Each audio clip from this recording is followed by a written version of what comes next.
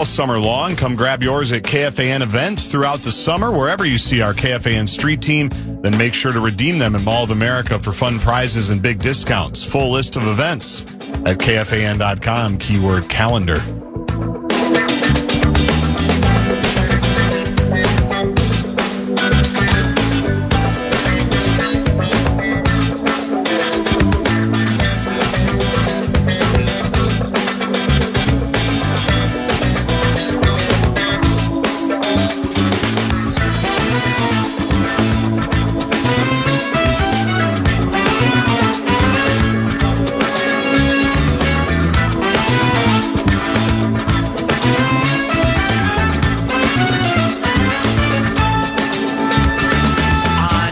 February 9th, 2023, Mike Conley was traded to the Timberwolves in what was a three-team trade, also involving the Los Angeles Lakers and the, of course, Utah Jazz. The Jazz get Russell Westbrook, Juan Toscano Anderson, one of your favorites, Always Damian Jones. The Lakers acquiring Jared Vanderbilt, Malik Beasley, there's a name for you, and D'Angelo Russell. The Wolves acquiring Conley and Nickeil Alexander-Walker. The trade, of course, then meant the reuniting of Conley with really two former teammates. Kyle Anderson was a teammate in Memphis with the Grizzlies, and Rudy Gobert, a teammate, of course, with the Utah Jazz. His first game, 9 points, 3 assists, 2 steals in a 21-point loss to Memphis. But that's probably about the last time that anybody Minnesota Timberwolves related was disappointed in Mike Conley's time here. He ends up spending 3.5 years here, and now it's over. I can't say it's over for good because, we traded him away once, only to get him back late this season into the postseason. But he is signing, according to several reports, with the Boston Celtics. The Wolves, I am told, wanted him back. We can get into all those permutations later. And look, we all know that Mike Conley, by the way, I think 2026-27 season coming up will be his 20th. If I'm not mistaken, in the NBA. We all know he's not the same player he was, right? There's no question about that. When he was at his best, providing exactly the kind of maturity from the point guard position that D'Angelo Russell was incapable of. Not as talented as D'Angelo, although Mike Conley in his prime was a pretty damn talented player, too. A very good player. We all know he's past that. We're thinking today about the larger picture. And the larger picture is a remarkably effective contributor to the Wolves' success in recent years, including back-to-back Final Four appearances in the NBA playoffs, Western Conference Finals on both occasions, and his contribution to this show, intermittently, but pretty, steadily, over many seasons. That will very much be lost. And we learned early with Mike, he wasn't necessarily going to... There are players who appear on the radio who can be more bombastic, who can be more... I don't want to say this in a pejorative way, over the top, because I mean just a little bit more in your face. But what I think we learned also with Mike is if you really paid attention to what he was saying, there was a lot there a lot of times that gave us pretty good insight, more than anything else, into the way the team operated, right? And the role he tried to play in that operation. He was very, very honest in his own way. And so it's, obviously on this show, leaving aside the Wolves' contribution, just for this show, I can't thank him enough. I know you enjoyed talking to him and helping to set these things up over the years about one of the hazards, which we've also learned over the years, Bernard Varian, if you have a regular athlete on in whatever the sport, the danger in announcing it as like I said, a weekly thing is that the player will lose interest about 4 weeks in, or won't be available on time, or will say he fell asleep, or he had frozen pipes, or whatever the case may be. For sure. With Conley, he didn't do it every week, but when he did it, right? He was pretty much always there with very little exception. And so, which is exactly the kind of player he was. Dependable player, adult in the room, the whole bit. So I hope, I say tremendous loss. I hope at some point down the road we can get him on again. I would love to, even if it's when the Celtics come to town to try to see if there's a way to get the day before 10 or 15 minutes. That'll, of course, depend on our ability to get through. But absolute professional, not just as a player, but as, to a certain extent, a broadcast partner for us. He was tremendous. I loved listening to him. I go back to just watching him in college. Mm-hmm. He was on that awesome that Greg player. Oden team that lost in the championship game to Florida, to the Billy Donovan team. Good point. And we talked about that one time. He said, I think that's the one game he's never watched back. That's what he said. Of anything, which is interesting. And he was a one and done there. That was Greg Oden's team, right? The Kevin Durant, Greg Oden team. So he probably got overshadowed then, too. But, man, he was good on that team. Obviously, they go to the national championship game. And I know that, I'm like you, have a soft spot for point guards. I love just how good point guards play, making the right pass, the extra pass, pushing the tempo when you need to, hitting the shots when you need to. And for those 2 years, I'd even say certainly the Denver year, when they beat Denver in 7 games and ended up playing Luka, he was good the entire way. That's true. He was key. People can say that, well, things fell off quickly and there was the hand injury and he was always dealing with stuff. I imagine when you get to his age, you're always dealing with something. Mm-hmm. But they don't make that Western Conference Finals run without him on that team. And it wasn't a ceremonial bit at the time. He was an important, effective contributor, huge shots, huge passes. He had, the big flourish that we all still watch, the Naz Reid offensive rebound dunk. And then I think it's Jamal Murray bringing it up the floor. Jaden McDaniels is guarding him, and Conley makes the decision to do just kind of the quick double team, try to get the steal at half court. Gets it to Naz. Naz gets it to Ant.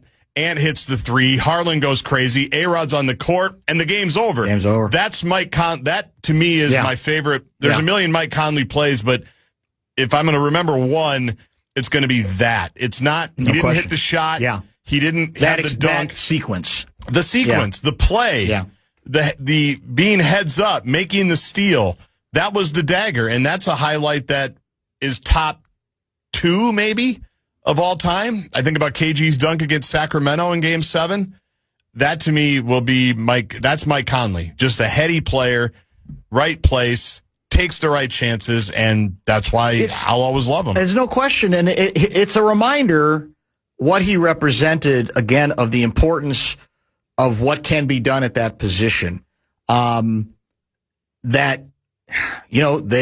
replacing him with a more talented player, much younger player, almost half his age, basically, in LaMelo Ball. But there is still, I don't care how much the game has changed, and whether you want to consider him a pure point guard or a combo, whatever you want to, we all get hung up on these labels.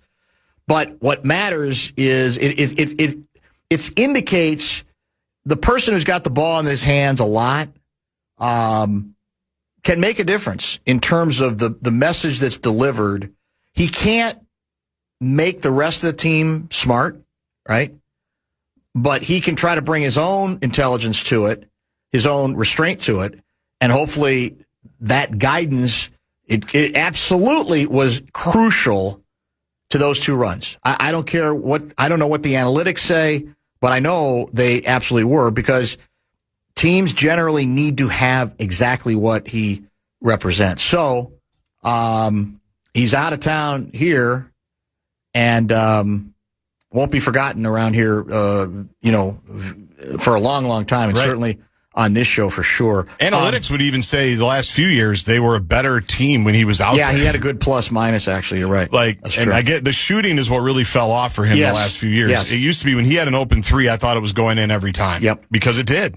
for basically the first two and a half years that he was here. Is Mike Conley signing with the Celtics part of the bumper-to-bumper curse? I guess that's the other elephant in the room part of the story, that generally speaking, people we've had on don't last in town. Yeah.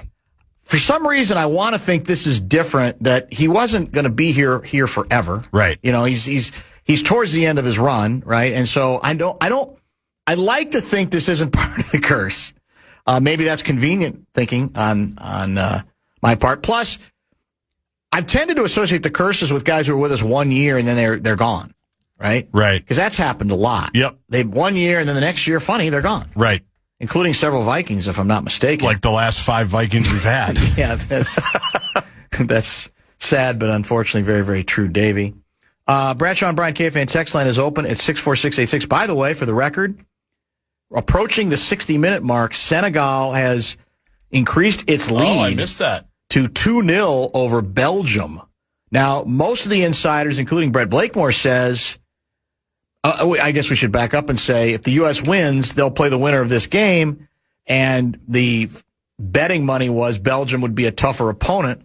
Now, maybe Senegal would say, okay, think whatever you want, we're for real.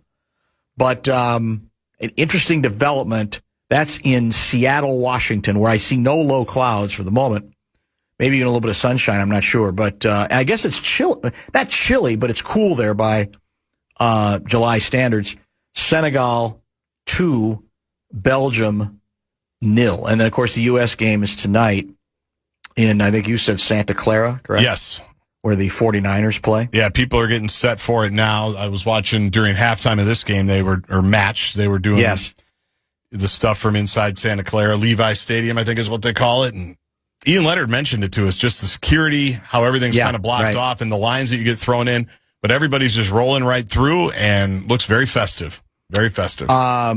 Interesting text listening to this conversation that we should probably address. Wolves will have the lowest IQ and most professionally immature starting backcourt in the NBA, and now the adult room has fled to Boston. Should be a fun season at the playground. Well, this is the very polarizing debate, right? This is the essence of it, quite frankly, is who is LaMelo Ball? And by the way, I reject the notion, is Anthony Edwards a finished, mature, ultra-mature product? No. But I reject the notion that he could have accomplished the things he has if he were quite as immature as that texter suggests. And there are some people who are in that camp, too, on Anthony. Let's leave Anthony aside for a moment. The Ball thing is interesting because, for me, the immaturity is about potentially two things to watch. One is, there's no analytic for this. This is really more eye test and observation. Is he serious enough to take the next step, which he needs to here if he's going to make a difference? And can he clean up a little bit of his shot selection? Those are, to me, the maturity issues. But here's where I'm different than 763 guy and some others, I guess I should say. As a pure passer, there's nothing immature about his ability to see people open and to get the ball to open people on the court. That vision, there's no immaturity in that vision.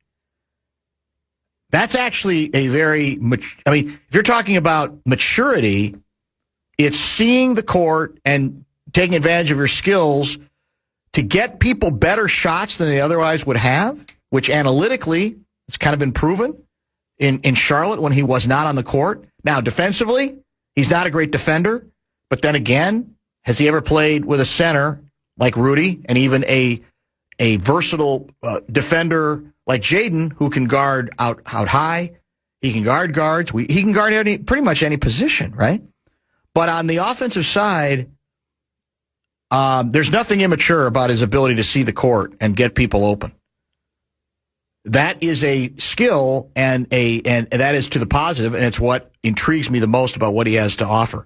In general, though, we've said it 100 times, Conley was, I think, a little bit of a buffer there and maybe a guy beyond the coaches who could remind the talented youngsters about what they needed to try to adhere to more often. But Anthony Edwards is so much better. Well, again, part of the reason I was for this deal is I think Edwards, I've said this from the beginning of the season. I remember we talked about it the day that the big announcement came that Conley was going to be benched and we're going to put Dante in the starting lineup. And in effect, they were saying Anthony Edwards was going to be our point guard. It won't work long term. It does a disservice to the entire team, even if in the short term, perhaps they felt like they did not have an alternative. If you want to talk about maturity or getting to the next place, this move, in theory, can do that because of what the pressure it takes off of him from a ball handling standpoint. Also, Anthony Edwards is so much better in his shot selection than he was 2 or 3 years ago. It's not close. His variety of ways to score has improved. He needs to keep doing it, but I think it sounds good around the water cooler. Oh, he's a child. He's so immature. He's too good a player for me to be reduced to that description. Don't you think? Yes, totally. Come on. And notwithstanding the fact that, and this is a pretty mature thing to do that a lot of players who are called mature don't do. He kept playing through injury. I mean, he kept trying to plug through it, move through it, and say, I'm going to try to be out there as much as I can. He did not take the easy route out at all. No. When other players would have done the same thing or have done the same thing. And no one would have blamed him if he would have taken it slow, exactly right. Yes. Even all the injuries we've seen in the NBA for the last few years. I also think some of that goes, the maturity and the fast-forwardness, it also makes me defend the Rudy trade even more so because LaMelo Ball is coming in here. There's questions about a million different things about his game, his approach, the whole deal. He's never had close to the team around him that Anthony Edwards has had. And that goes back to the Rudy trade of everybody that's around the team. Johnny says this all the time. What do they want to do? They wanted Ant in as many playoff games as possible. Yes, as exactly he was right. And this kid's been in zero. He's been in 2 play-ins, right? That's correct. Was great in one, a disaster in the other. Correct. And Ant has played, we could do the math, but he's won 5 series. Yeah. And the year before that, they lost to Memphis. So he's been in a million, which is huge, which is, I think, helped him improve because he knows what he has to work on every single day. So hopefully LaMelo can do the same thing.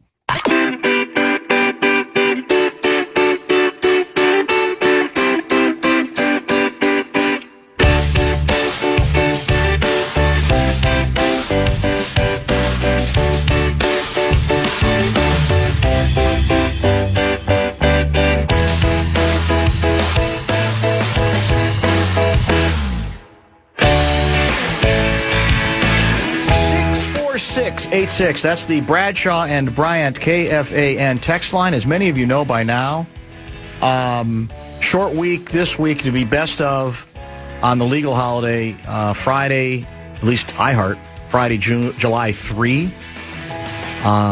Inbox, I'm assuming we're getting to tomorrow. Are you out early? Are you out I'm this here. week? You're here? Yeah, we can do inbox so we'll tomorrow. Do inbox tomorrow. We're moving Lavelle up a day. That's correct? the hope. Russo's tomorrow. I worry Lavelle might be dodging us tomorrow, though, because I think he knows he's on the run regarding Mexico. Interesting. And because, a couple of people are saying, well, yeah, but they did have that reputation in the past. Like, well, he's supposed to be Mr. Soccer. Obviously, some things have changed with them at some point. He also, I don't think, gets the fallness bit on the Athletics. Did you see that tweet exchange? I did. I certainly did. Yeah. I got a kick out of for sure. Dillingham's lack of development caused a lot. Yes, we have certainly. That's undeniable. It is an example of how one move can have a chain reaction effect that has ramifications in terms of, more than anything else, assets that you might have had otherwise to use in other ways, right? That had to be used to try to patch this thing up and fix it. Now, on the other hand, you can say, well, if you come out of that deal acquiring DeSumo and you're able to re-sign him, that's a decent save. That's at least you're getting. It's still not as good as Dillingham being the guy, because Dillingham was meant to be the guy who was going to start at point guard, the heir apparent for Conley as a starter. I think Dosunmu is still used is considered a quasi-starter who can absolutely start in an injury situation, but that on a great team, you'd say probably off the bench. Now, let's see where he goes. I mean, he's still young enough where maybe there's another gear that we're going to see this time around. I don't know. But, yeah, there's no question that move, I mean, it speaks for itself. We certainly have not run away from it. And it is one of the nagging things I have just about the Wolves in general is a lot of the things they have had to do. I'm sure they're forward thinking in what they're trying to do and the different plans that they have, but they're also chasing some stuff, right? They're chasing, in a way, they're chasing the Rudy deal, even though it's successful. And they're chasing the Cat deal. Very true. Even though they had to do it. You're right. And I still think they had to do it. The Randall thing, you're just getting off of a contract, which isn't ideal, but if it sets you up to get other things, I get it, but you're still in a way chasing. And the Dillingham one is a big one because you traded the first-round pick to get him, yes, and then you had to trade a first-round pick to move him, if I remember right. So that's correct. That's always tough. Do I think they're making good decisions, I guess defensible decisions out of it? I do, but you also have to start really hitting on pretty much all of them for this whole thing to work out. And I think the LaMelo thing, I mean, it's not just for next season, obviously. That's where I'm glad you reminded me of that because I'd mentioned I wanted to get back to that with you maybe yesterday or the day before. And because I may have addressed it a little bit on Sunday. I'm not going to call this next year a gap year. I certainly don't think the Wolves want to think of it that way. But if you look at this thing logically, isn't it more likely? Let's say LaMelo works to a large degree. Even if he does, isn't it more likely that the season after and the season after that is when the Wolves are going to be better equipped to try to take another more serious run? Because the assumption is, all right, maybe that gives you a little bit more time to figure out who you can play in the front court, the assets that you have already on the team that may be developing, or you're able to pull off another move and add somebody else. And again, in theory, the beauty of this move, if it works, is you're saying basically we've got 4 or 5, maybe 4 core players that are all 24, 25, and 26 years old. And that means you're looking at this as an opportunity, as you say, to be a factor for a while, right? That if it goes well with those players and continues to, and you build around those players, that you're going to have a number of bites at the apple. That's what, in theory, this is supposed to mean. Obviously, with Anthony, with LaMelo, with Jaden, and even Dosunmu, you want to add him to the mix. They're all basically around the same age. Shannon is around the same age, maybe a slightly younger. Shannon's older. Although Shannon's older, you're right, because he played like 9 years of college basketball. Yes, Shannon's older than Ant. So, but they're all in their 20s. They're all in their mid-20s, basically. So that to me is, if you're a Wolves fan, you can hold on to the hope that even if it doesn't go great next year, so I don't think they're going to fall off the end of the table, but even if it doesn't go great, all right, you still got a core of young guys that you like, and then you have then you got to work your magic, find some way to add somebody, find out that the Duke shooter we got in round 2, better than you think. Right. Now again, at some point, you're perimeter oriented, you're wing oriented and dominant, and you have to find somebody who can play up front one way or another. That's an issue. There's no point in hiding from that. The other thing I think about is, at some point in the next couple of years, Rudy's money, and he's gone. That's true. Berenger theoretically is going to slide into that spot. All indications that's the hope. They're still by really then, high on him. The baton can be passed, and he can be not maybe quite as good as Rudy, but represent some of the same thing. Exactly. Yes. And so, hopefully with a little better touch, which it seems like he has. Well, he hasn't developed much of a shot yet, according to Johnny, but there's a chance, I think. But he can catch it. Yes, he consistently, and that's still Rudy's biggest problem. That's true. Like, I'm not asking, although Game 7, he hit that turnaround shot. It was incredible. That's how you knew it was going to be the Wolves' night against the Nuggets. Right.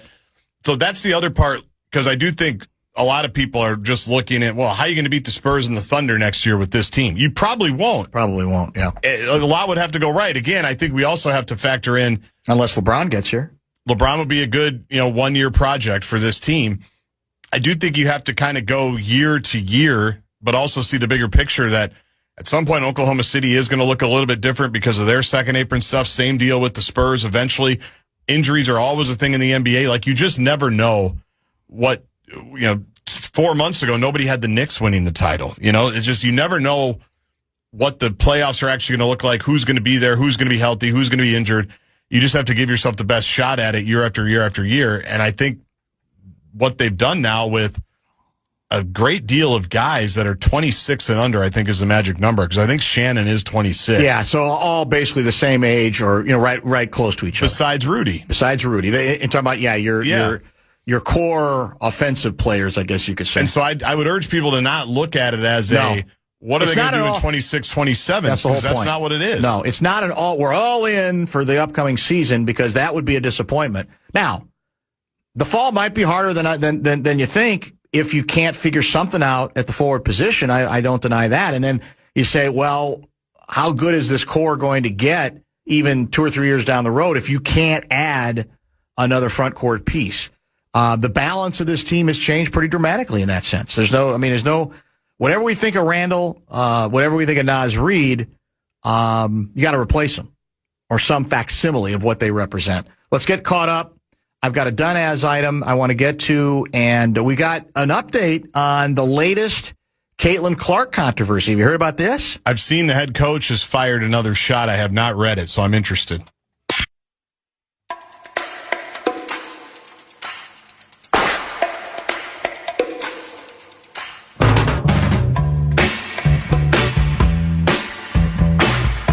Do you happen to follow a Twitter handle, an X handle called Norm Macdonald Joke of the Day? I don't know if I follow it, but I see it quite a bit. I watch him quite a bit. I want to read you this one because I don't know if somebody I follow reposted it. I think that's how I saw it, because I'm not sure I follow it, but I see them from time to time. This was Norm Macdonald. This obviously goes back a long time. The play Hiroshima, a tribute to the victims of the first atomic bomb, with music and singing by Yoko Ono, opened in New York City this week. One tearful Japanese survivor of the attack who attended the premiere called the play, quote, the most horrifying experience of my life. Now, the question on the table is, could that joke, would the writers or Norm Macdonald be given the opportunity in 2026 to offer up that line? I'm not sure. Probably not. I mean, because there's so many of the Norm Macdonald ones, especially, where I go, he said what? I'm not sure, by the way, it's to the good that it's less likely that some of these, many of them tasteless, some of them off color, the whole bit. The shot there is obviously Yoko Ono, right? But every once in a while when I read these, I go, God, this was his heyday then. Was that pre-X? Pre-online or not? Oh, yeah. Yeah, big time, right? Yeah, he was mid to late 90s. So that's a lot of what's changed. There may have been a debate at the time that broke out publicly, but it wouldn't have been as intense or as sustained because we didn't have that particular public square in our faces where we're all kind of reinforcing each other's either outrage or whatever word that you want to use, correct? That's what's different. Yeah, people were frequently outraged by Norm Macdonald. Well, yeah, that's true. But a couple of things. He reveled in the uncomfortable reaction. Yes.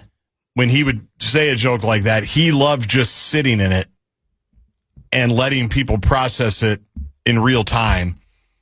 Laughing, maybe not laughing, groaning, moaning, whatever. Correct. I remember, my first college, University of Iowa, this is before my time, but he was hired to play at their Hancher Auditorium, and they still talk about it. It was one of the worst nights in the history of the school because he was so inappropriate and so out of bounds.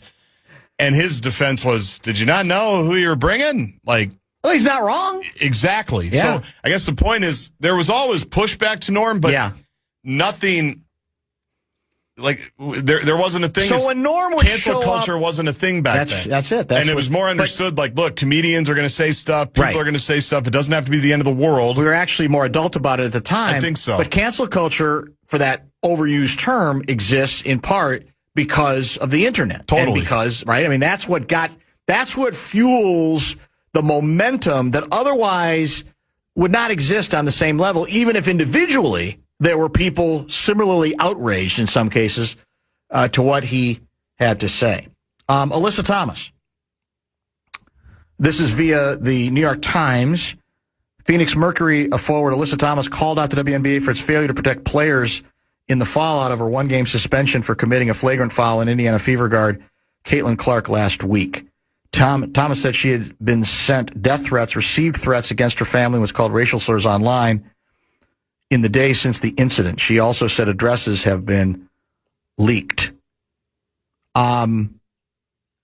Here's what I would say to the way this story is characterized.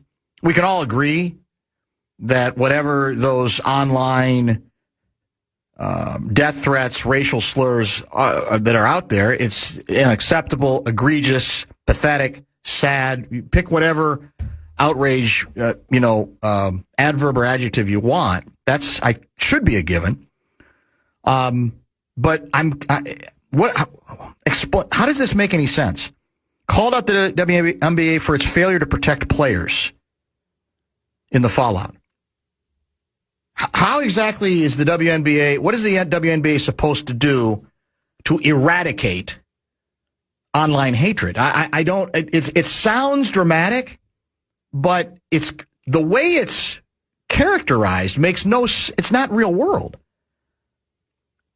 WNBA has a lot of leadership issues. We've talked about some of them.